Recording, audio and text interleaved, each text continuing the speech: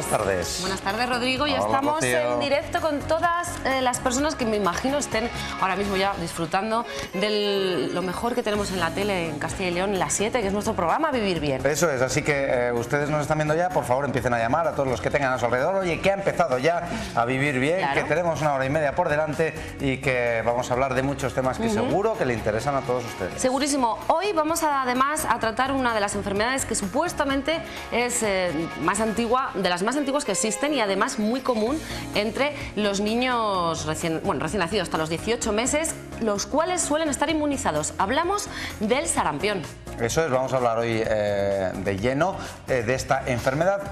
El sarampión, cuyo único hospedador es el ser humano. Es un virus muy pequeñito, alrededor de 120-140 nanómetros, con un ARN, me encanta esta palabra, monocatenario. Monocatenario, puesto que el sarampión está provocado por un virus, tenemos que decir que no hay un tratamiento específico y que el virus debe de seguir su curso. Así que les aconsejamos que si su hijo está sufriendo en estos momentos el brote del sarampión, tengan muchísima higiene, muy importante, y sobre todo puedan dar a su hijo mucho líquido y unos cuidados específicos. Se lo vamos a contar aquí en A Vivir Bien. Se lo contaremos todo. Estará con nosotros Alfonso Matías para hablarnos de esta enfermedad y de otras muy parecidas, pero eso será dentro de un ratito. Antes les queremos dar, como siempre, nuestros números de teléfono y correo electrónico para que participen directamente en nuestro programa. 983 40 93 98. Se lo repito, 983 40 93 98. Lo están viendo en pantalla, pero el correo electrónico es más fácil todavía. Pueden empezar a llamar ahora mismo ya, en cuanto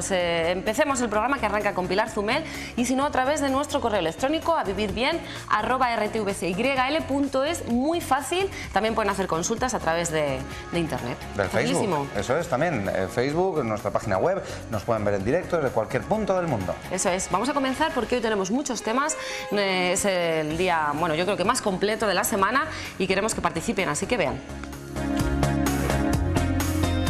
Miércoles 11 de mayo. A Vivir Bien engancha, pero tengan ojo con las adicciones porque nunca son buenas. La psicóloga Rocío Ubierna nos hablará hoy de adicciones, pero la que tienen algunos jóvenes a los videojuegos.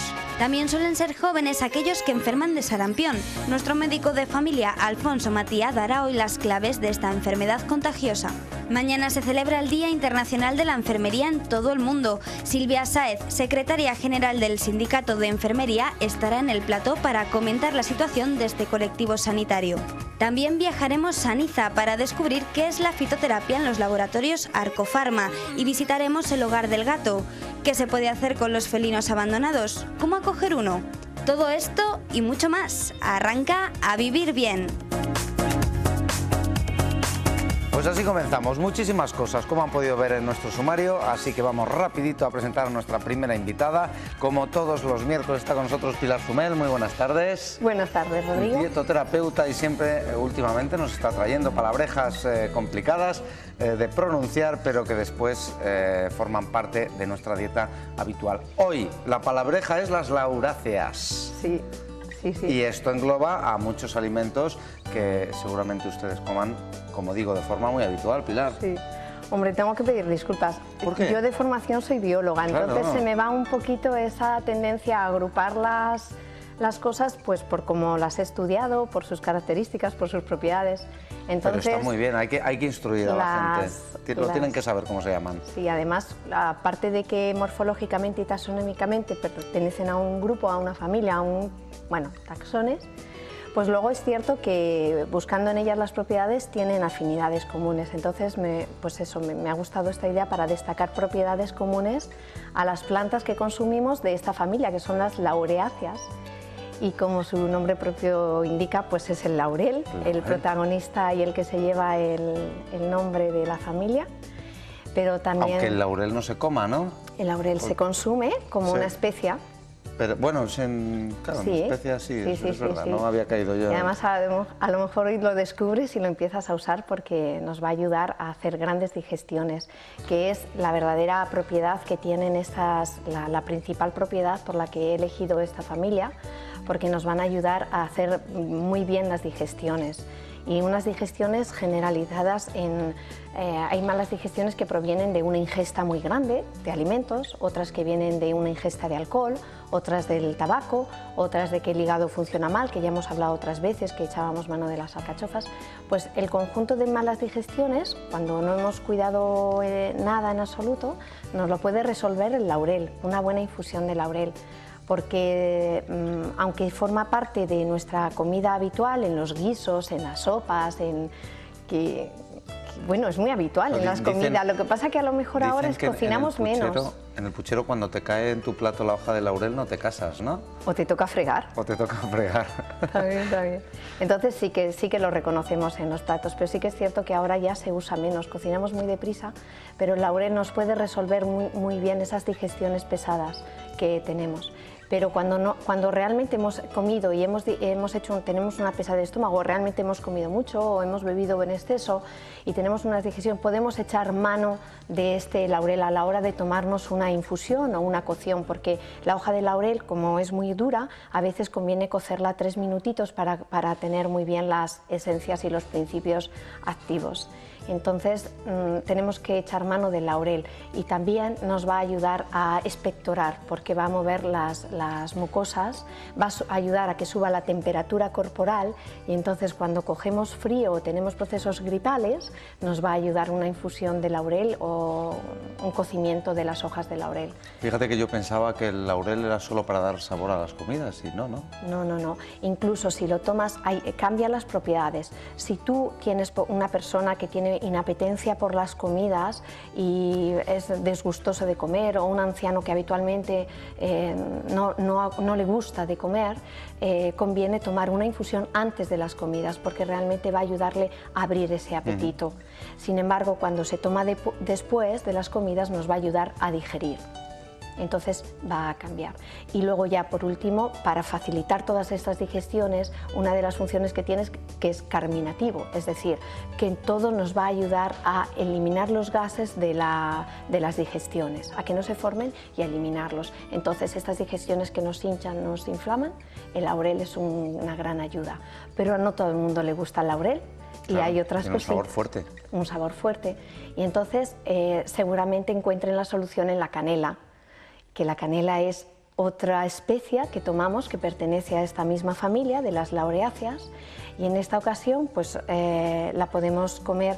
Nosotros en nuestra cultura habitualmente la tomamos como postre, ¿no? Es habitual en las natillas, en las natillas, en el arroz con leche, en las cremas se añade un poquito de canela. En el café. En el café también, el café es bien eso, así, que tienen y van introduciendo ese. Bueno, pues ese poquito de canela que podemos también nos va a ayudar a hacer las digestiones, ¿no? Pero bueno, luego ya hay comidas y ya más elaboradas que no pertenecen quizás a nuestra cultura propiamente dicha, que es en la que dan cobijo a la canela como forma parte de cualquier especia más, un pollo con canela, y luego bueno, puede ser muy creativo y podemos descubrir grandes sabores. Entonces bueno, pues tenerlo presente siempre la canela, no solo para los postres, sino para tomarlo como remedio de una solución para unas digestiones. Pero además la canela nos va a sorprender con otras propiedades que tiene. ¿Cuáles?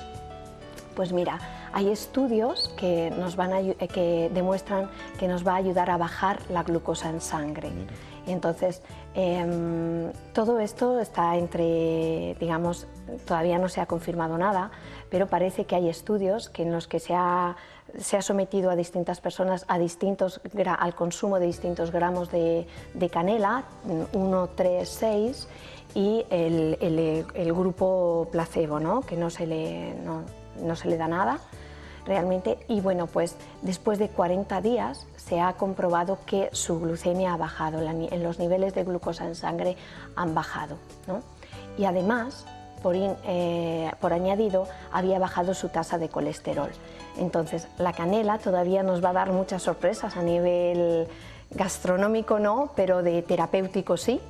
porque estando en estudio a lo mejor empezamos a consumirlo como una ayuda para controlar nuestras distintas enfermedades, porque el consumo, ese poquito con canela que echamos en los alimentos no es el consumo, digamos, terapéutico, ese es el consumo, digamos, al que yo me refería antes como digestivo, pero no terapéutico, que es, digamos, en lo que están ahora, a ver si realmente la canela nos resuelve o no los problemas de azúcar o de colesterol. ¿Y qué cantidad tendría ese uso terapéutico? 3 gramos, o sea, ha dado solución entre el consumo de 1 gramo, 3 gramos y 6 gramos en los estudios que se han hecho. Y entonces la bajada de glucosa ha oscilado entre el 18 y el 26%. O sea, tomando desde 1 a 6 ha bajado en relación. Entonces, bueno, pues hay una puerta abierta y está el consumo tanto del laurel como de la canela está aceptado por todo tipo de personas. Solo hay que, digamos, excluir a aquellas personas que tienen gastritis o que tienen un estómago realmente delicado con úlceras a la hora de consumir grandes cantidades de laurel. No una hoja de laurel, sino un consumo alto de laurel, ¿no? Que todos los días se haga esa infusión de laurel, porque habitualmente tiene las digestiones, pues para ese tipo de personas con problemas gástricos serios no debería consumirlo. El resto estamos abiertos a optar como una solución de malas digestiones. Yo no sé si dentro de las laureáceas, no sé si lo digo bien. Laureáceas. Sí, lo he dicho bien, vale. ¿Se encuentra la vainilla o la vainilla se encuentra englobada en otro...? La vainilla es una orquídea. Es una orquídea. Pero también tiene propiedades comunes, ¿verdad? Sí, tiene propiedades, pero no lo vamos a hablar de hoy de ella, porque la vainilla yo creo que requiere un capítulo especial, porque es muy bonita la historia de cómo la vainilla se forma, porque necesita de la ayuda del hombre.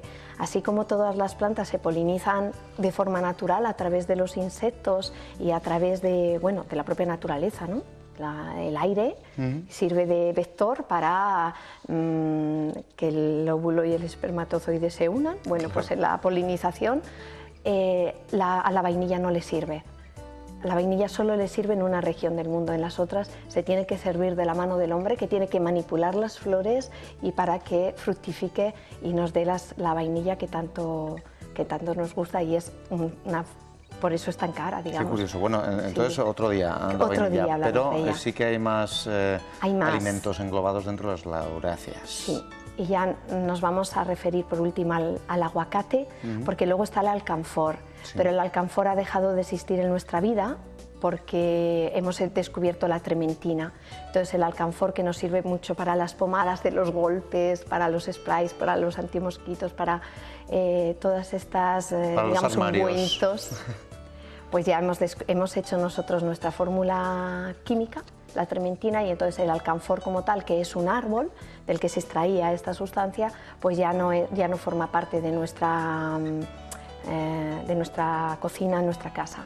Pero sí el aguacate, que aparentemente no tiene nada que ver, digamos, canela y aguacate, familias, pues sí, pertenecen a la misma familia, y en este caso el aguacate le tenemos que incluir no para que sea un gran digestivo, pero sí para que nos ayude a bajar el colesterol, ¿de acuerdo?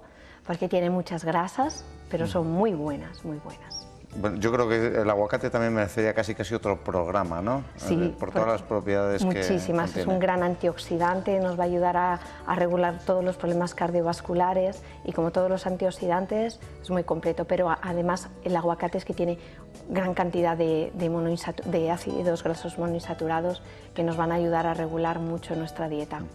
Bueno, pues hoy hemos tratado los beneficios, sobre todo del laurel y de la canela, beneficios digestivos, como bien ha comentado Pilar Zumer. Muchísimas gracias. A vosotros. Y hasta la semana que viene. Muy bien. Ya saben todos ustedes que en estas primaveras pues nos queremos tener después un cuerpo casi perfecto. Pues ¿qué es lo que aumenta en esta época del año? Sobre todo las operaciones de estética. Vamos a ver el siguiente vídeo.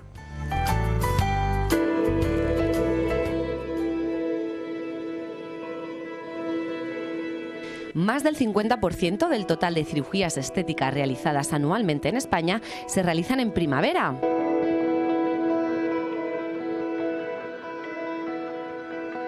Pese a la crisis, la demanda de cirugía se mantiene similar a la de años anteriores, aunque debido a las dificultades económicas su número ha vuelto a los niveles del año 2001, con una caída superior al 30% con respecto al 2008.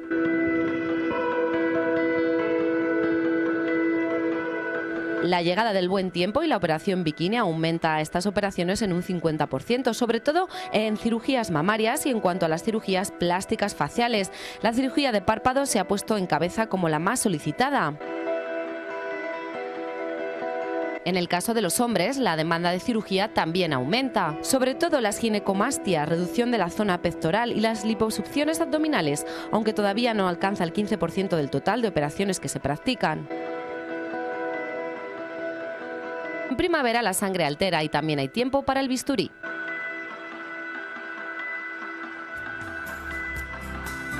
Bueno, pues nada, ya estoy aquí. Ya te veo bien. Ya estoy de vuelta y yo creo que ha sido muy interesante esta conversación. A mí el laurel, el aguacate me encantan las ensaladas, buenísimo. Sí, tiene muchísimas propiedades, el laurel, la canela, el aguacate. Qué rico. Qué mezcla más buena. Nos vamos a ir a publicidad, Rodrigo, pero yo creo que lo que va a venir a continuación les va a interesar a muchos padres. Seguro. Sobre todo en estas épocas. Y a muchos niños también que se dan cuenta de sus adicciones y muchas veces pues queremos seguir y seguir jugando a la consola. Eso y es. Eso no puede ser. Así que vamos a hablar de videojuegos en A Vivir Bien, nuestra sección de psicología con Rocío Ubierna. No se lo pueden perder. Enseguida volvemos. Hasta ahora.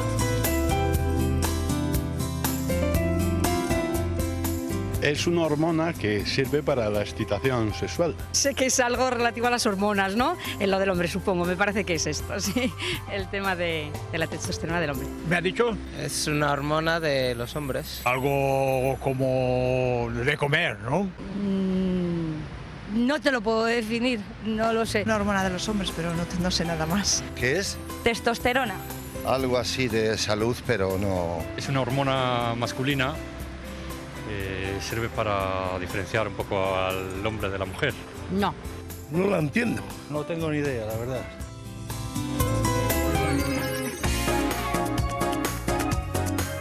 La testosterona es una hormona sexual propia del género masculino, responsable, entre otras cosas, del desarrollo de caracteres androgénicos secundarios, como el desarrollo muscular o el vello corporal, pero también es responsable de la libido, de modo que en estados carenciales de testosterona, en el varón, el deseo sexual puede decaer, dificultando así la erección. Por el contrario, el exceso de la misma produce el efecto contrario, con un aumento del apetito sexual.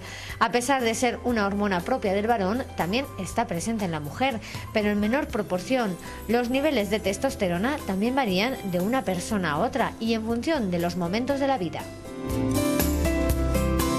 Pues estamos de nuevo en A Vivir Bien, hemos conocido un término más y ahora pues hablábamos antes de irnos a publicidad de la importancia de mentalizarse en la adicción a los videojuegos. Y es que desde pequeñitos nosotros jugábamos con las peonzas, las canicas. ¿Cómo ha ido cambiando todo, Rodrigo? ¿Cómo ha ido evolucionando? Incluso hay muchos niños y muchos jóvenes que son un poco adictos, ¿no? Sí. A los videojuegos. Bueno, de ese tema vamos a hablar, de la importancia de saber si su hijo tiene una dependencia de jugar tanto a la consola. Vamos a hablar hoy con nuestra psicóloga, ya la conocen, Rocío Ubierna. Buenas tardes, bienvenida. Buenas tardes, gracias. Estábamos diciendo que nosotros jugábamos con cualquier cosa, nos divertíamos, ¿no? Con esos juegos tan populares como la peonza, como las canicas, y ahora ya no, incluso hay muchos niños que necesitan, ¿no?, jugar a la consola, si no, no son felices. Sí, digamos que son las adicciones, ¿no?, del siglo XXI. Normalmente, cuando hablamos de adicción, siempre nos vamos a drogadicción, pero es un estado mental y físico que hace dependiente a la persona de ciertos estímulos para poder tener una vida feliz y una vida plena. ¿Cómo se detecta que un niño tiene una adicción ya definida hacia los videojuegos? Sí, se puede detectar que el niño tiene mucha dependencia y le ocupa mucho tiempo de su vida, o bueno, el adolescente también, mucho tiempo de la vida y de la rutina cotidiana. Pueden detectarlo padres, adultos o educadores mediante una serie de pautas, como pueden ser observar al niño mientras está jugando. Si ven que se acerca mucho a la pantalla, no, está totalmente embaucado por ella, no responde si le llamas. También si deja de hacer una serie de actividades que antes hacía o no muestra interés por actividades que antes le gustaba hacer. También se puede fijar si sus amigos se van separando de él o él de sus amigos, no tiene mucha comunicación en casa. Se pueden dar trastornos del sueño también, trastornos de la alimentación que tienen que ver con esta serie de dependencias. Y también, sobre todo, si el niño le ven bastante aislado también en el colegio, sobre todo. Porque aquí hay que tener en cuenta que hay ciertas edades, sobre todo los 5 primeros años, que los niños todavía no saben diferenciar muy bien realidad de ficción. Entonces pueden vivir una realidad que no es la verdadera realidad. Estábamos antes también comentando que muchos de los juegos, ¿no?, están pensados para un perfil masculino. Yo no sé si son más los niños los que más dependencia tienen de los videojuegos que las niñas. Sí, suele ser más dependencia por parte de los niños en este caso. También juegos violentos y que les crean también una cierta prepotencia, que hay ciertas edades que necesitan sentirse superiores. Y también en el colegio puede darse signos de timidez o síntomas de algún tipo de encerramiento en sí mismos, y esto es una manera también de tapar ciertos problemas emocionales del desarrollo emocional que tengan. Como las niñas tienden a hablar más, a relacionarse más, no necesitan tanto de este tipo de videojuegos. Sí que es verdad que en cambio con Internet se da la misma valoración tanto en niños como en niñas de casos de dependencia. Otro día, si te parece, Rocío, hablaremos de la adicción a Internet, a los chats, las redes sociales. Facebook, las redes sociales, etcétera. Pero hablábamos de videojuegos que fomentan la violencia. Pues, por ejemplo, acaba de salir un videojuego de militares que van a matar a Bin Laden. Sí. Yo no sé hasta qué punto después todo esto se convierte en realidad, porque lo hemos visto tristemente en muchas noticias, que los juegos de rol, por ejemplo, han llevado a gente a matar a otra gente, a niños, a matar a otros niños o a mayores, y yo no sé si los videojuegos también puede provocar este tipo de choque. Sí, es lo que decíamos antes. También una de las causas de eso posiblemente sea personalidades muy dependientes, que dependan mucho o de personas o de estímulos del exterior para poderse sentir bien, y pueden llegar a tener ese equilibrio emocional por medio de los videojuegos y creerse personaje como tal. Eso ya sería un problema patológico grave. Hay muchos niños que se identifican, ¿no?, con el personaje del videojuego, sí, y quieren ser como él. Sí, juegan a eso. Ellos es su modo de plasmar lo que les gusta, lo que les gustaría ser. Entonces ven ahí el personaje, el héroe que ellos querrían ser. Y en la adolescencia se puede desarrollar una patología como es ahí, una esquizofrenia y un brote, y que conlleve a una serie de actos violentos. Claro, porque ¿hasta qué edades se distingue entre la realidad y la ficción? Pues más o menos se empieza a diferenciar 5 o 6 años, se empieza a diferenciar, pero claro, si en esos 5 o 6 años no se ha sabido detectar que el niño tenía un problema, eso puede irse agudizando con otra serie de problemas familiares que se pueden dar, o escolares, aislamiento social, y desencadenar en un trastorno. La dependencia de tener que jugar a un videojuego también puede crear adicción, y esa adicción puede perdurar durante muchos años, hasta que te hagas adulto, por ejemplo. Sí, todavía yo creo que es más importante las consecuencias que acarrea, de manera que en la adultez se dará una persona muy aislada, muy tímida, con baja autoestima, porque claro, las habilidades sociales que tienes por medio de jugar con otros niños o jugar en la calle, esas habilidades no se han adquirido. Entonces será una persona muy encerrada en sí misma y que no se sepa desarrollar con el resto de la gente. ¿Y cómo se puede ayudar a un niño que ya tenga esa dependencia? Pues se le puede ayudar, si es pequeñito, sobre todo, mostrarle que no es un derecho por sí el videojuego, sino que es un privilegio y un premio que se puede conseguir por medio de realizar unas tareas en casa o cooperar, ayudar al hermanito a vestirse, esa serie de cosas se pueden ir haciendo, a ir ayudándole y premiándole con ciertas conductas. También se le puede ayudar si se le marca ciertos tiempos de juego, en esos ciertos tiempos de juego que también haya descansos, para que descanse tanto físicamente, porque les crea mucha tensión, agarran el mando con mucha tensión y la mandíbula la aprietan fuerte, entonces es un descanso para ellos y también se va cortando el tiempo de juego. También se le tiene que llevar a ciertas actividades, como por ejemplo deportes de equipo, que fomentarán habilidades sociales y también le harán sentirse mejor y sentir que en algo que destaca, no solo en los videojuegos, y le ayudará a desenvolverse con otra serie de niños. O también puede ser que los padres formen parte de ese juego de manera esporádica. También es una manera de enterarse a qué juegan los niños, porque muchas veces tienen juegos que ni los padres lo saben porque se lo ha dejado un amigo o se lo ha grabado el primo, entonces es una manera también de saber a qué están jugando. O sea, lo que viene a ser la importancia, ¿no?, real de que los padres puedan jugar con sus hijos, incluso jueguen en la calle, ¿no? Es muchísimo mejor que llegar y toma la consola porque has aprobado y juega un ratito a ella y toda la tarde jugando, ¿no? No se le da la importancia que merece al juego. El juego es una manera de convivir el niño, de mostrar sus deseos, los intereses que tiene, y si juegan con los padres, se divierten juntos, también le enseñará a divertirse al niño, porque ahora mismo hay una cultura de que cuanto más formación le des, mejores actitudes tendrá y más se sabrá desenvolver con otros niños o con la gente en la adultez, y no es así, porque el juego te da una serie de habilidades, sobre todo te da alegría, te da satisfacción, entonces es una manera de plasmar tus deseos. ¿Crees que es bueno que, por ejemplo, un niño se queda solo en casa, un niño que ya tiene una cierta adicción a los videojuegos? ¿Es bueno que los padres se lleven esa consola o se lleven los aparatos con los que pueda jugar, o le crearía un poquito más de ansiedad al niño?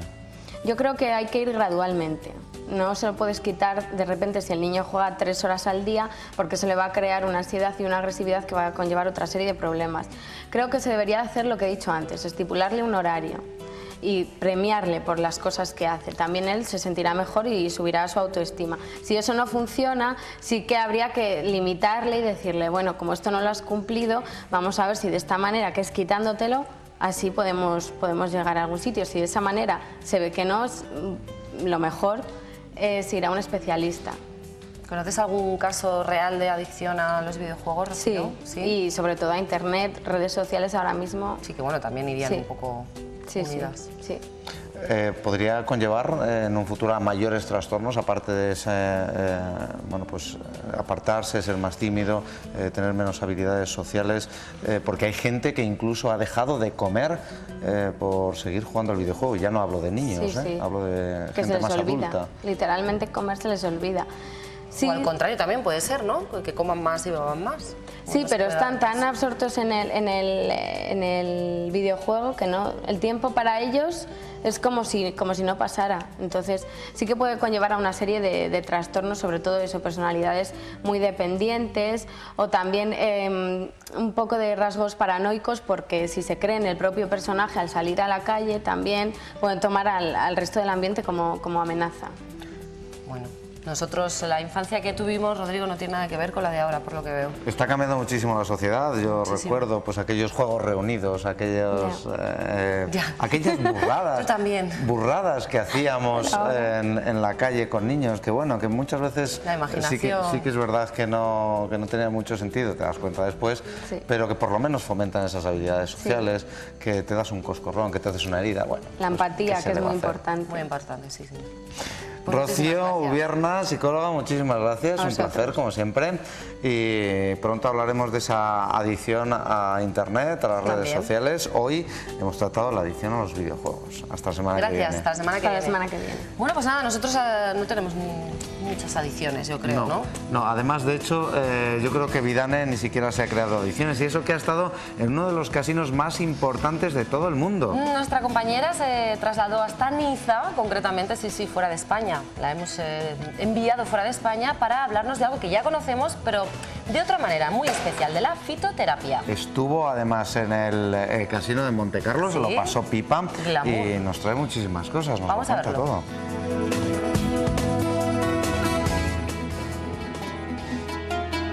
Nadie puede asegurar con certeza dónde y cuándo se utilizaron las plantas medicinales por vez primera. Quizá fue el resultado de la casualidad lo que hizo que nuestros antepasados descubrieran especies que no solo les alimentaba, sino que además les ayudaba a eliminar el dolor de las articulaciones o aliviarles la irritación de garganta. El caso es que hoy son muchos los usos y los principios activos que se conocen de las plantas y por tanto innumerables las dolencias que pueden ser tratadas con ellas. Una de sus muchas aplicaciones es el control de peso. Aquí el farmacéutico juega un papel fundamental. Debe informar y asesorar al paciente sobre las plantas que más se ajustan a sus necesidades. Para el tratamiento de la obesidad hay numerosas plantas medicinales y cada una está indicada para un tipo de paciente, porque cada uno expresa la grasa o es obeso o tiene sobrepeso por diferente causa. Entonces hay plantas saciantes, por ejemplo, para la gente que tiene muchas ganas de comer, ¿no? Pues hay plantas saciantes como el plantago, glucomanano, que se toma media hora antes de comer con mucha agua y entonces te provoca sensación de saciedad y desistes de comer. Luego hay plantas que te ayudan a disminuir la ingesta energética en el sentido que disminuyen la absorción de grasas en el aparato digestivo, como es el té verde, o que te ayuda a eliminar el exceso de grasa quemándola por un proceso de termogénesis, ¿no? Entonces el té verde aúna esas dos cualidades porque tiene catequinas y tiene cafeína. Pero de nada servirá la toma de plantas medicinales si no seguimos un estilo de vida saludable. Los pilares para el tratamiento de la obesidad y especialmente del sobrepeso son, por supuesto, una alimentación saludable, variada, equilibrada, vigilada, supervisada por un profesional, por un nutricionista. Además, un ejercicio físico, una actividad física adecuada a nuestro cuerpo, a nuestras características y además pues, podemos añadirle una ayuda de un complemento como es una planta medicinal de uso farmacéutico, puede ser excelente. Cola de caballo, diente de león, equinacia, de nombre plantas y de apellido medicinales, y como tales, como medicinas que son, no deben usarse de cualquier manera, deben canalizarse a través de la farmacia. Nosotros no podemos perder de vista que el farmacéutico, cuando dispensa una planta medicinal, está dispensando un medicamento. Lo podemos encontrar como una especialidad farmacéutica, es decir, igual que encontramos, para que nos hagamos idea, un ibuprofeno, un acetilsalicílico, lo podemos encontrar en una forma intermedia que también necesita sus garantías y que la reconoce como medicamento, como es el caso del medicamento tradicional a base de plantas medicinales. Esto es lo que acoge la fitoterapia. Entonces el farmacéutico puede hacer su recomendación, puede hacer su acto de dispensación habida cuenta de los conocimientos académicos que ha recibido durante el desarrollo de su licenciatura.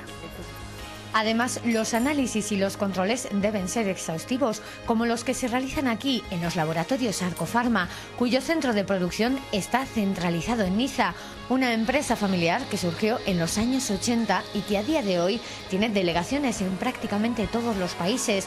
La de España es una de las más fuertes. Los productos adelgazantes como estos ocupan solo una pequeña parte de lo que aquí se produce, hasta 1000 productos diferentes, elaborados con 400 tipos de plantas. Un total de 20 máquinas que trabajan a un ritmo de 18 cápsulas por minuto. Como resultado, medicamentos que tratan todo tipo de patologías, desde simples catarros estacionales, pasando por dolencias respiratorias o irritaciones de garganta, hasta llegar a los trastornos propios de la edad, como la próstata o la menopausia. Medicamentos que antes de ser encapsulados o embotellados han pasado por estos laboratorios. Tenemos ante nosotros uno de los procesos analíticos que se llevan a cabo en los laboratorios Arcofarma dentro del control de calidad del producto semiterminado o terminado, en este caso relativo a un gel destinado al tratamiento de dolores articulares. En la parte inferior tenemos la analítica correspondiente a este preparado de arpagofito, como decía, destinado al tratamiento de dolores articulares, y en la parte superior tenemos el patrón del componente que es responsable de esta actividad. Vemos cómo realmente se cumple la presencia en las concentraciones adecuadas para que esperemos un resultado positivo en el tratamiento de un dolor articular. La razón por la que se realizan este tipo de análisis complejos, de tecnología realmente muy desarrollada, es porque cualquier planta medicinal que nosotros vayamos a utilizar como medicamento, necesita de unas garantías claras en lo que se refiere fundamentalmente al contenido en los componentes responsables de la actividad. Esto ocurre con los medicamentos en el caso de los complementos alimentarios, puesto que la legislación existente no se lo demanda, no nos vamos a encontrar con que tengan en términos generales realizados este tipo de análisis. Esto va a ocurrir de forma realmente precisa y constante en el caso de preparados de plantas medicinales que tengan característica de medicamento. Y todo para llegar a la última fase, la adquisición del producto final con todas las garantías. Pues eso es, con todas las garantías. Vidane Galicia estuvo en Niza y nos ha traído lo que acaban de ver, que yo creo que deberían de hacer uso de estas cápsulas, de esta nueva... ¿Cómo decirlo? ¿Cómo llamarla? Nuevas técnicas para la salud, para nuestro beneficio, cómo no, la fitoterapia. Nosotros estamos pendientes aquí de todas las técnicas que se puedan aplicar para que ustedes vivan un poquito mejor y nosotros lo podamos transmitir. Pero nos vamos a ir a publi, ¿no? Nos vamos a ir a publicidad y a la vuelta vamos a pasar consulta porque yo no sé si ustedes están en estos momentos padeciendo el sarampión, que ha vuelto, ¿eh? Ha vuelto. Fuerza. Y de eso vamos a hablar con nuestro médico de cabecera. Así que nos vemos enseguida. Hasta ahora. La apariencia del cabello refleja claramente cómo nos alimentamos. Si seguimos una dieta saludable, luciremos un cabello sedoso y brillante, mientras que en caso contrario se tornará opaco y quebradizo. La vitamina B, por ejemplo, es la más importante para el cabello, ya que le proporcionará flexibilidad, fuerza y brillo, y te ayudará a prevenir la caspa o la seborrea.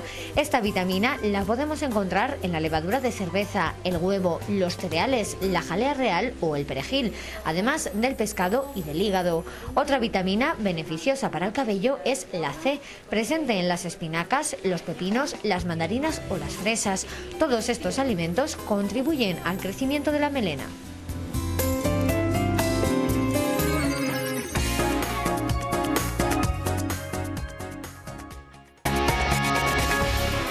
Bueno, es la hora de pasar consulta, regresamos de publicidad rápidamente, las 2 menos cuarto del mediodía, y ahora sí, vamos a hablar de un tema que yo creo que algunos de nosotros lo hemos padecido.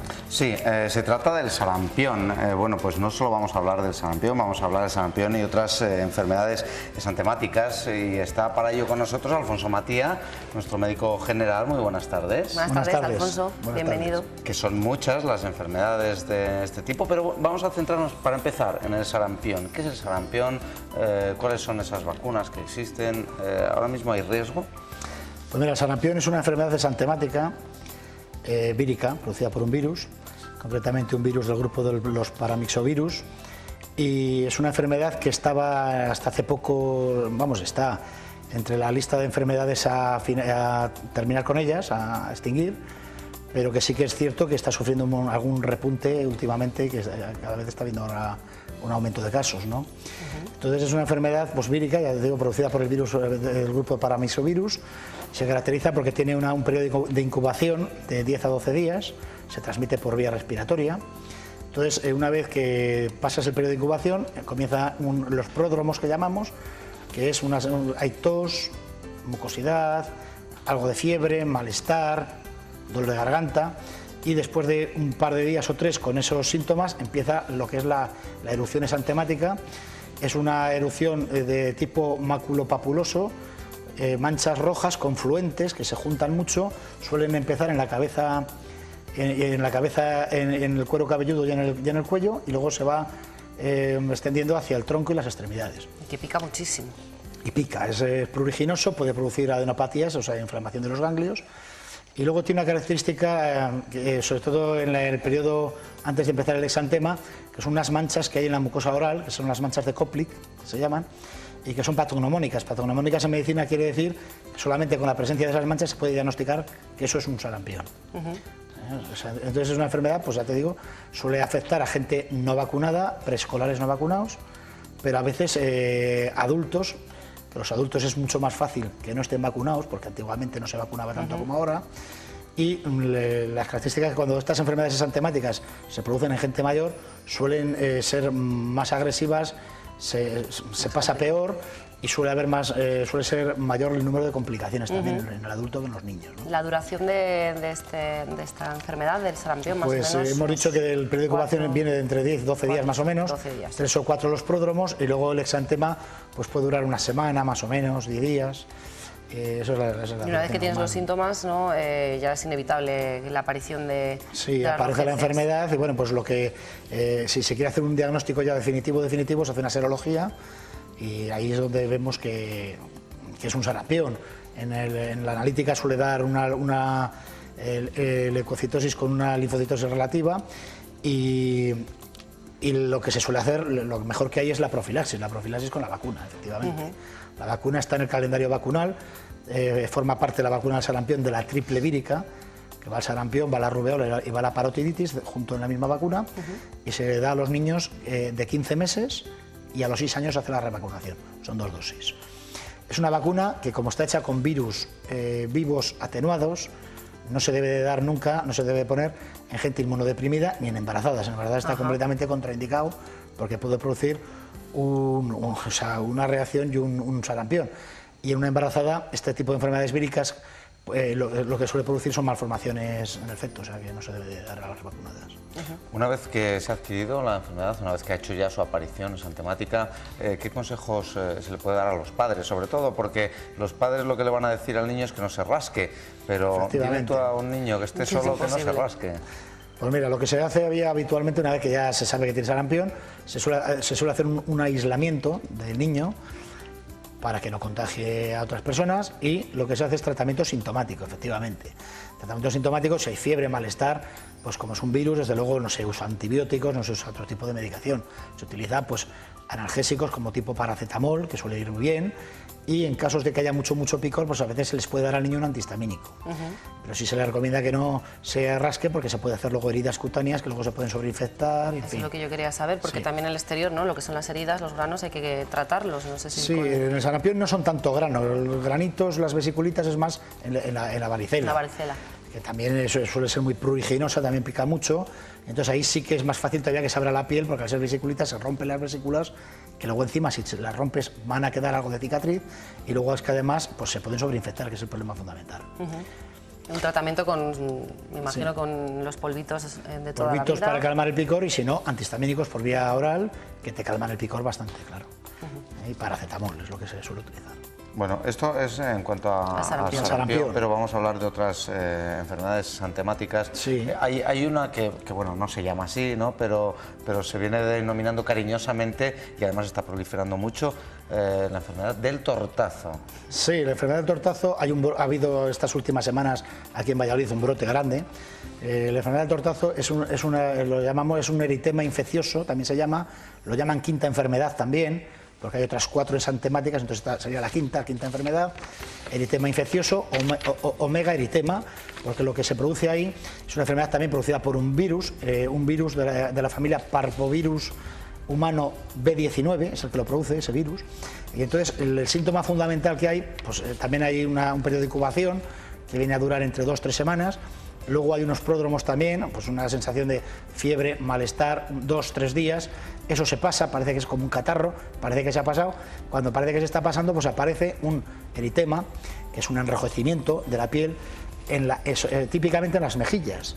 Entonces, es un eritema grande, por eso se llama megaeritema, es muy grande, ocupa toda la mejilla, es de un color rojo muy intenso, entonces da la sensación de como que le hubieran dado un tortazo al niño, por eso se llama vulgarmente la enfermedad del tortazo, del cachete, en fin, tiene muchos nombres. Y normalmente ese eritema es un eritema grande en la zona de las mejillas, luego a los 2 días, al día siguiente, a los 2 días, pues sale alguna manchita, algún eritema también por el resto del cuerpo, por el tronco y por los brazos y por las piernas.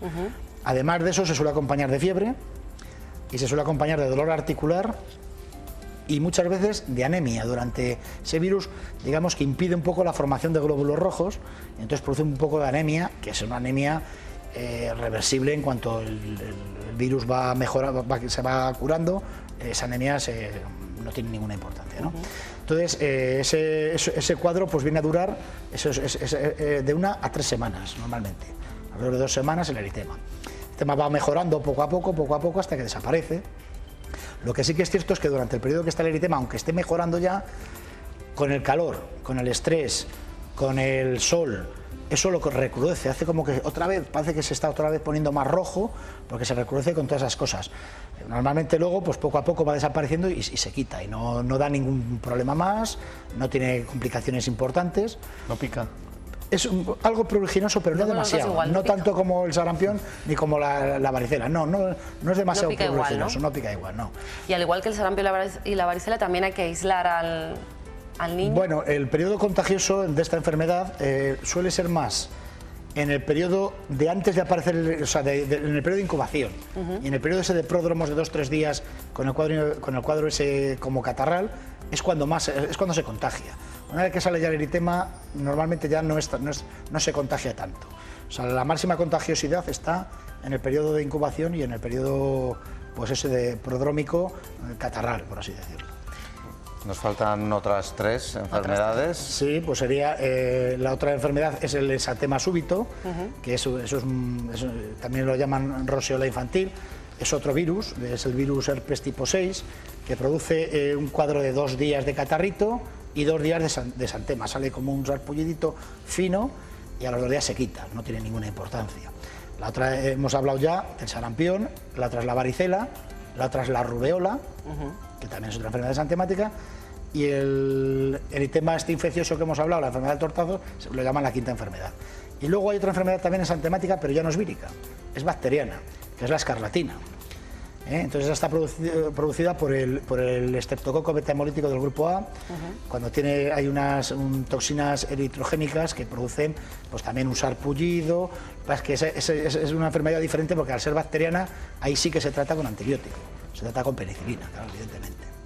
El resto de estas otras 5 que hemos hablado, claro, son víricas. Entonces ahí el antibiótico no tiene ningún sentido, tratamiento siempre sintomático, si hay fiebre y malestar, pues paracetamol, y si pica mucho, pues lo que hemos dicho, polvitos de talquistina de toda la vida, o a veces pues se utiliza algún antihistamínico también. Alfonso, hace tiempo, cuando comenzaban todas estas enfermedades, el sarampión, la varicela, cuando lo padecías, cuando ya no había vuelta atrás, muchas veces te juntaban, ¿no? Pues sí, o juntaban a tus hermanos para que ellos también pasasen la enfermedad. Yo no sé si aconseja como pues médico eso se hacía y tenía su sentido, porque hemos hablado que este tipo de enfermedades que se llamaban enfermedades propias de la infancia, pues realmente son enfermedades infantiles, aunque a veces afecta a adultos, ¿no? Entonces eso se hacía para que el niño pasara ya la enfermedad de una vez también, los hermanos que no la tenían la cogieran y la pasaran, porque se sabía que estas enfermedades en niños, el porcentaje de complicaciones es muy pequeño, y sin embargo en el periodo adulto estas enfermedades sí producen, son enfermedades que dan mucha más lata y tienen mucho más índice de complicaciones importantes. Entonces se prefería que no llegara el niño a la juventud o a la edad adulta sin haber pasado la enfermedad, porque se la pasaba posteriormente iba a ser mucho peor. Entonces esa era la teoría que había y no estaba mal, yo creo que no se hacía mal, ¿no? Hoy día la verdad es que la rubeola, el sarampión, se vacunan. Entonces realmente es raro, ¿no? Es raro que lo cojas. Si realmente no estás vacunado, pues sí, pero si no, es difícil que lo cojas, ¿no? Hemos pasado un poco de puntilla sobre la varicela y la rubeola. Yo no sé si hay algo que añadir de importancia para aquellos padres que a lo mejor... Bueno, pues son matices. La rubeola, pues el exantema que sale es un color como más palidito, no es tan confluente como el sarampión. En esta otra que hemos hablado del tortazo, esas manchitas que salen también cuando se van ya de la mejilla y se van al tronco, pues curan de dentro hacia afuera, entonces producen una forma típica de encaje, se llama un exantema en forma de encaje. Pues la rubeola, ya te digo, es como más suavecito, y la varicela es diferente. La varicela hay varias lesiones que son evolutivas, o sea, empieza saliendo una mancha, una mácula, que llamamos, una manchita roja pequeñita, evoluciona a una pápula, la pápula ya tiene como relieve, de eso evoluciona a una vesícula, es un relieve y tiene líquido dentro, y cuando cura queda una costra. Entonces es típico de la varicela que se ven esas 4 fases a la vez. O sea, hay lesiones que están en la primera fase, otras están ya en costra, otras están en vesícula, y todas esas conviven a la vez, o sea, van evolucionando en fases, pero como van saliendo poco a poco, pues vas a encontrar lesiones en todas las fases. Y es muy típico eso, que hay varias fases y que se ven, son como vesiculitas, lo típico, con un liquidito dentro, que esas son las que si te rascas, pues claro, luego van a quedar cicatriz. Eso es. Y además se van a sobreinfectar, que es la complicación más frecuente de la varicela, la sobreinfección de las lesiones, claro. Entonces eso, la varicela ahora también tiene vacuna, que eso ya es más nueva que la triple vírica. Es una vacuna que se pone a los 11 años al niño que no ha tenido hasta entonces, también se puede poner más pequeños, niños que no han tenido varicela, pues se les puede poner. La varicela en principio no es una enfermedad grave, es una enfermedad que pica, que tal, que no hay que dejar al niño que se rasque porque luego te dan cicatrices, pero que no tiene mayor problema. Y sin embargo, pues la rubeola y el sarampión pues ahora están incluidas con la parotiditis en la triple vírica que hemos hablado. Sobre todo mucha higiene y sí, porque son enfermedades también. Todas que se contagian por vía aérea. Eso es. Son virus que van por vía aérea, pues entonces hay que tener las consideraciones que tenemos, pues como en la gripe. O sea, no toser encima de nadie, lavarse las manos frecuentemente para no transmitir por las manos el virus, en fin, las consideraciones de higiene que se tienen habitualmente, ¿no? Bueno, lo haremos. Muchísimas gracias. Alfonso, a vosotros. Un miércoles más por estar con nosotros. Cuando queráis. Nos vemos la semana que viene. La semana que viene nos vemos. Hasta entonces. Y vamos a seguir con la noticia curiosa. ¿Cuánta materia gris tiene Rodrigo García Núñez en su cerebro? El 99%, no lo sé. Bueno, pues te voy a decir una cosa que te va a dejar un poco así como sorprendido.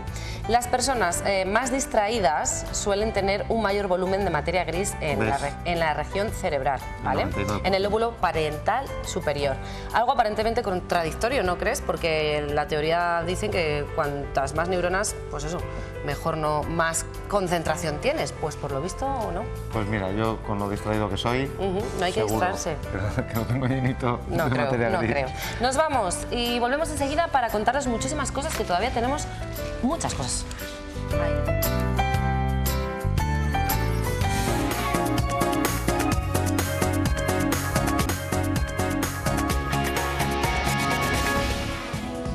Nos queda mucho todavía por delante. Muchísimo. Hasta que llegue el final de A Vivir Bien. Además, hoy vamos a hablar de un tema interesantísimo porque mañana es el Día de la Enfermería. Eso es, mañana es el Día de la Enfermería, 12 de mayo, y nosotros vamos a tener una invitada muy especial que, bueno, nos va a hablar de cosas muy importantes que ustedes deben de saber y recordar, ¿eh? Eso es, pero antes de todo esto vamos a irnos hasta un hogar muy especial, un hogar donde se cuidan los animales de una forma muy especial. Los animales, concretamente, en especial... No digas el animal. No lo voy a decir, vale, pero a mí me encantan. Y tengo una amiga que la encantan también. Sí, bueno, pues a Azucena también le encantan y nos ha elaborado este reporte. Precioso, véanlo.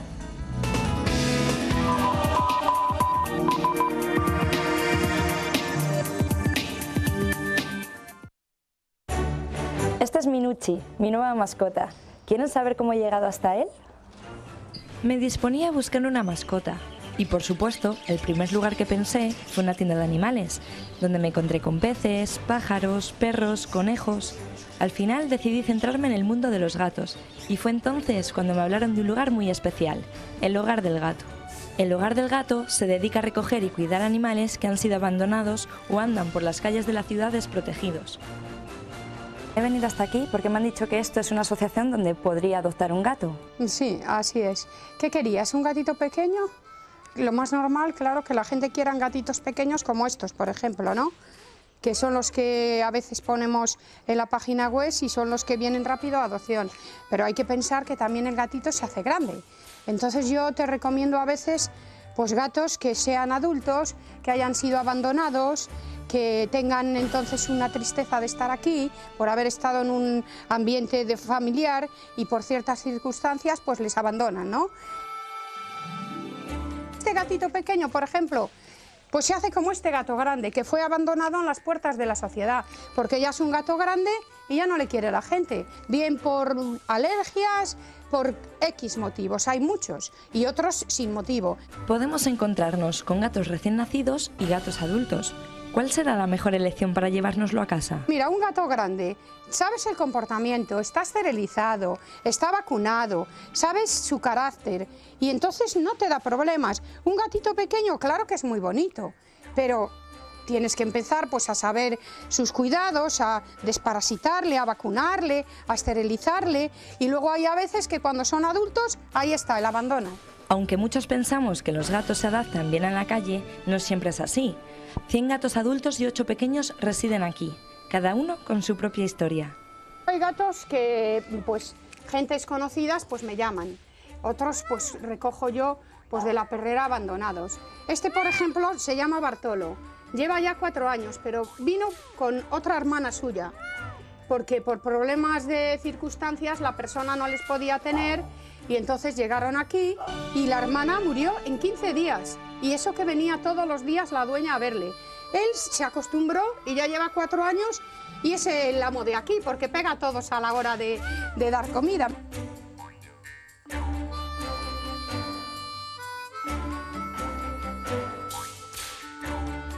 Y en esta protectora no solo nos podemos encontrar con gatos, sino que también podemos encontrarnos con estos perros. Sí, exactamente. Mira, los perros no se dan en adopción, son perros que tenemos que les hemos visto en situaciones pues lamentables, como los galgos, como por ejemplo esta.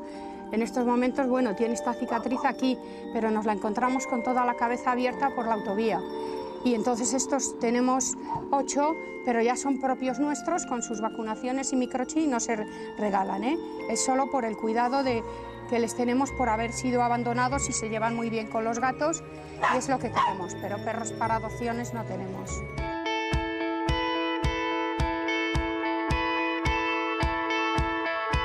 Que los que quieran dirigirse a la página elhogardelgato.es verán ahí todos los gatos que tenemos en adopción, la gente que se quiera hacer socia o que quiera padrinarles, que quieran dar donativos para ayuda de ellos, porque son 100 gatos adultos y 8 pequeños. Pequeños porque hemos recogido gatas preñadas, no porque aquí se queden preñadas, porque aquí todos están esterilizados. Lo que pasa que de una fábrica tuvimos que recoger 4 gatas y nos han parido y por eso tenemos gatitos.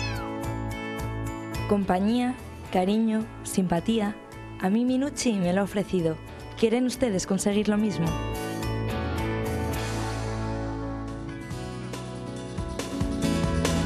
¡Ay, qué entrañable! Qué reportaje más bonito hace Cena. Enhorabuena, nos ha encantado y esperemos que sea muy feliz tu gato, que seguro que sí, porque eres un encanto.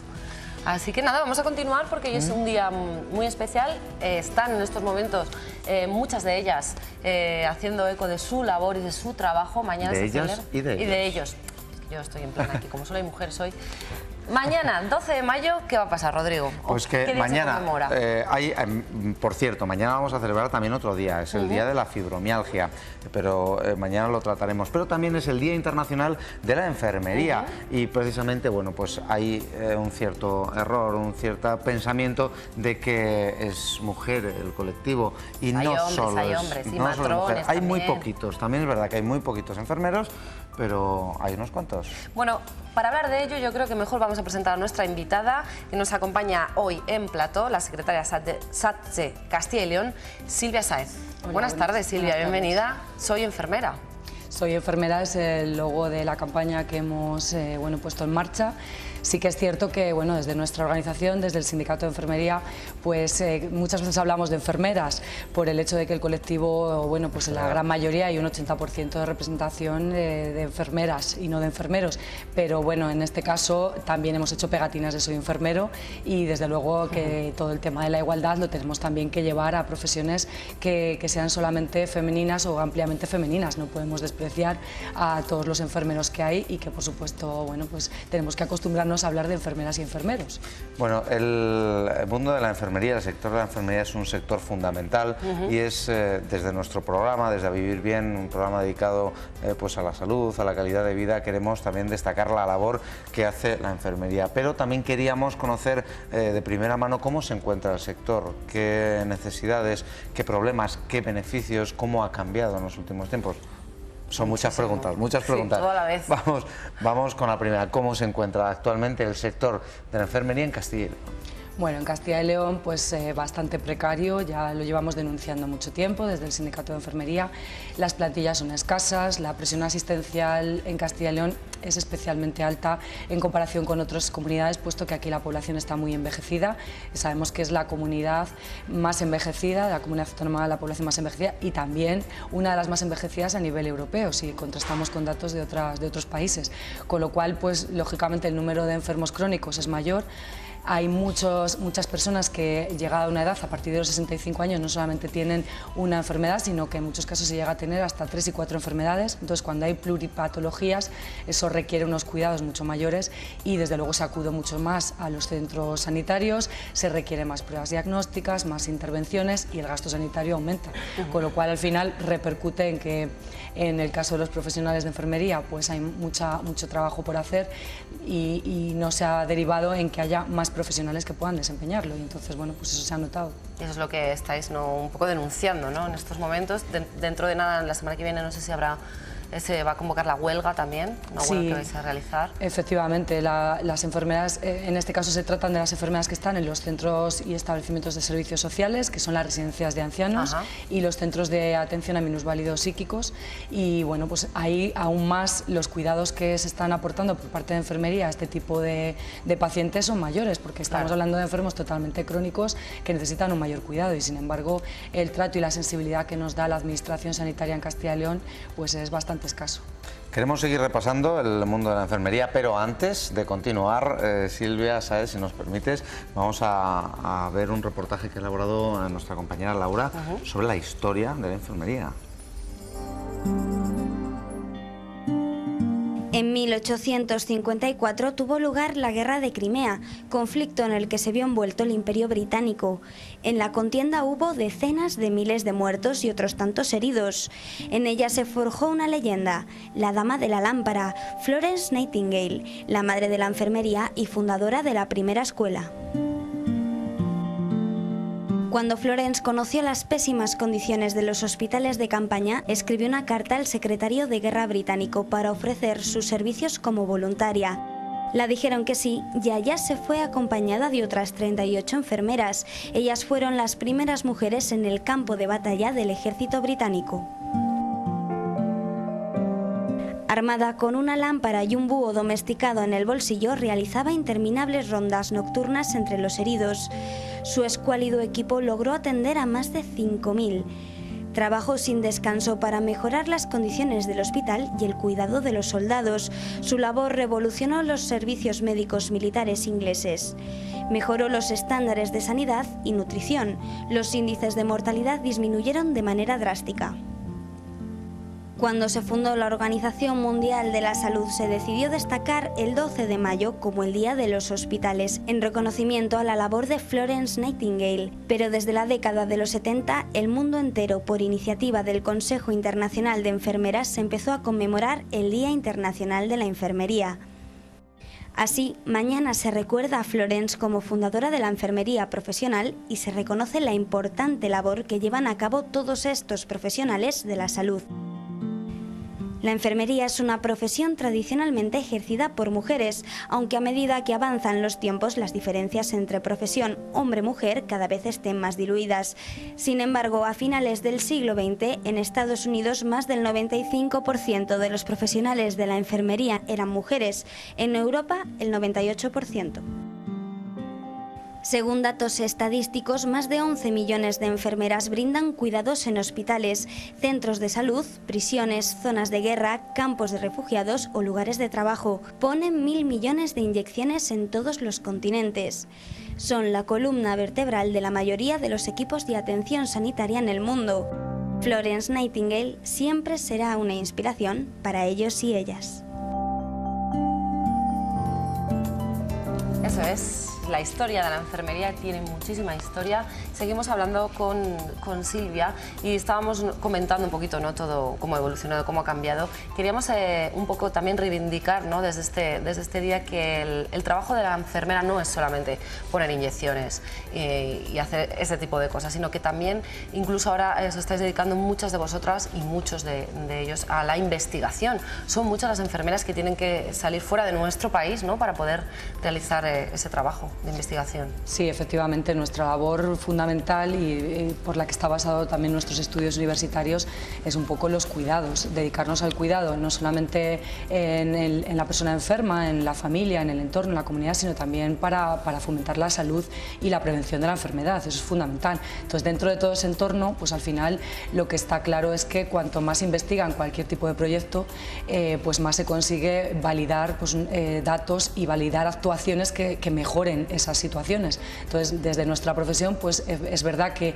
hemos estado muchos años pues reivindicándolo, veíamos pocas salidas, pero desde el momento en que se han puesto en marcha la reforma universitaria y bueno, pues con los acuerdos de Bolonia se han mejorado los estudios y además, bueno, pues ahora nos han permitido avanzar académicamente dentro de los propios estudios, podemos llegar a ser máster en enfermería y además doctores también en nuestra rama de conocimiento. Eso está provocando pues que podamos investigar, pues por ejemplo, en temas importantes como puede ser la diabetes. Es una enfermedad crónica que en los países avanzados, desarrollados, pues está repercutiendo mucho en el gasto sanitario y que desde luego cuanto más se mejoren los cuidados al diabético, pues va a mejorar también menos el que esas personas acudan en menor medida al sistema sanitario, a los centros sanitarios, y disminuya el gasto, pues que una enfermedad como esa, una enfermedad crónica como la diabetes o como la hipertensión, que tantos problemas trae a la población en general, pues mejore en la atención y no acudan tanto y el gasto sea mucho menor. Entonces, por supuesto, la investigación es fundamental.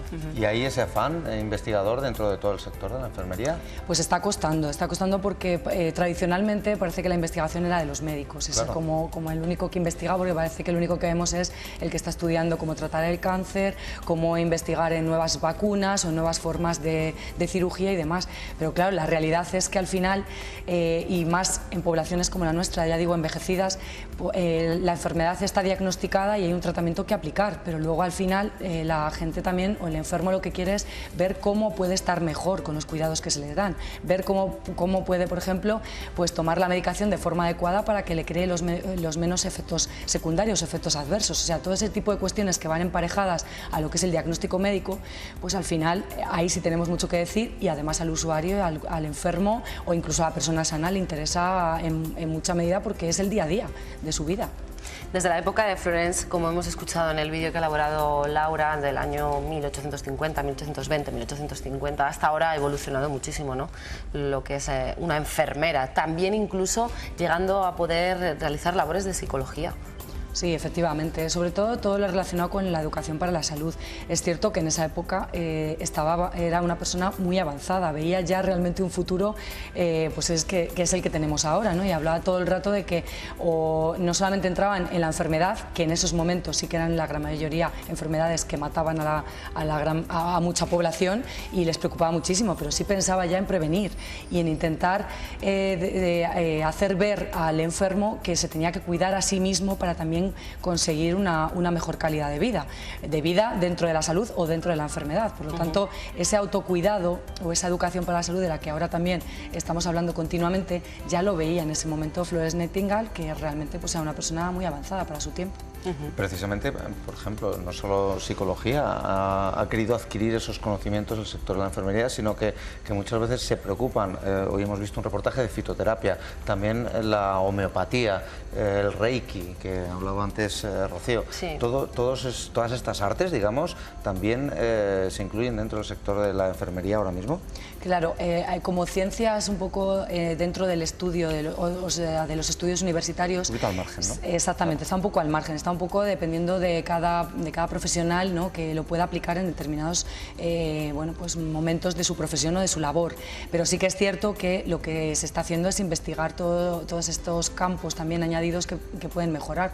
Por ejemplo, también hay un proyecto de investigación que se ha llevado a cabo en el Hospital Clínico de Valladolid con enfermeras del servicio de quirófano, pues un poco estudiando los cuidados que se aportan al paciente que ha sido intervenido tras la anestesia, pues si mejoran o no en el momento posquirúrgico de posanestesia, y se ha visto que sí, que depende de qué tipos de cuidados de enfermería se den, que muchas veces se trata de relajación, bueno, pues de técnicas de las que estáis hablando, que hay que aplicarlas pues, para que mejoren, que no solamente vale poner medicación y ya está. Ya para terminar, mañana se celebra este Día Mundial y ¿qué va a pasar en la ciudad de Valladolid concretamente? ¿Qué actos se van a realizar? Bueno, pues los actos nosotros este año los tenemos en Salamanca. En Salamanca. Cada año es una provincia. Pues, exactamente, es una provincia porque bueno, pues Castilla y León es muy amplia, tenemos una dispersión importante y tenemos que llevarlo a todos los sitios. Entonces en Salamanca celebramos un acto en el Palacio de Congresos en el que bueno, pues va a haber una actuación de un grupo de teatro y lo que se trata es de que la profesión se encuentre y bueno, pues podamos charlar y que sea un acto más bien lúdico. En los centros sanitarios lo que se va a hacer es un poco pues que todas las enfermeras y enfermeros puedan ponerse la pegatina, que nos hagamos ver, que a todos los usuarios o pacientes que acudan a los centros sanitarios pues nos conozcan y nos vean, ya que no estamos identificados adecuadamente y queremos que nos vean, pues lo que se trata es de que ese día nos hagamos ver en los medios y ante, bueno, pues ante toda la sociedad. En muy pocos segundos, Silvia, ¿sois optimistas con respecto al futuro?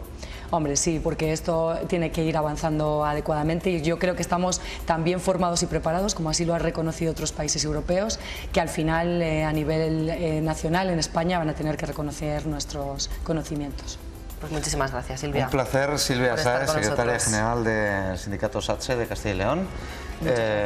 Y que vaya muy bien este día y que se reconozca de una vez por todas también la labor importantísima que hacéis. Pues nada, nosotros acabamos aquí. Yo también soy enfermera. Lo voy a poner. ¿También eres enfermera? Venga, yo también lo voy a ser. Para que todo el mundo lo sepa, hay que reconocer la labor de estas personas. A la 1 de la tarde. Eso Así es, que, en directo. señores y señores, Mañana más esperamos aquí. Somos enfermeras. Adiós, hasta mañana.